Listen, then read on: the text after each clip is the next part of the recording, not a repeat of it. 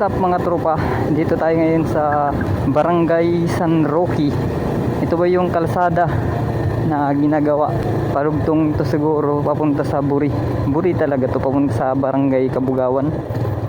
Ito na yung magiging bagong kalsada ng Buri, Estaca, Kabugawan. Kasi yung airport ay hindi na madadaanan sa pagdating ng panahon. Actually guys, nandito tayo ngayon dahil yung purpose natin ay mag-montage ng ating motor. Yun talaga yung purpose natin, hindi yung upang alamin kung ano, kung para saan ang kalsada na ito. Abangan nyo yung ating montage video. Kaso nga lang nagwas nga ako kanina. Kaso yung dinaan ko kanina sa Barangay Maulong ay sobrang amputik ng kalsada. Basa at saka may halong putik. Kaya ayan, tuloy madumi yung motor natin. Sana maganda yung kuha yung camera. hindi pa talaga dumadating yung chin mount ko sa helmet, yung in-order ko sa Shopee.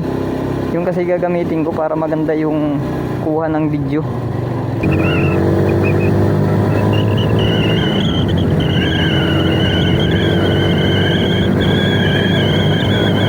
Kusinta. Oops, tama na. Hanggang 87 lang. Hindi tayo pwede magpa-90. Tama na. Sa susunod na siguro ako magta-top speed.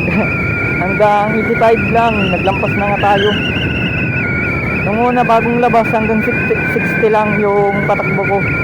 Tapos ngayon ay umaabot na tayo ng 80 plus. Hanggang sa 85. Hindi ko lang muna ipapaabot ng 100. Mahirap na.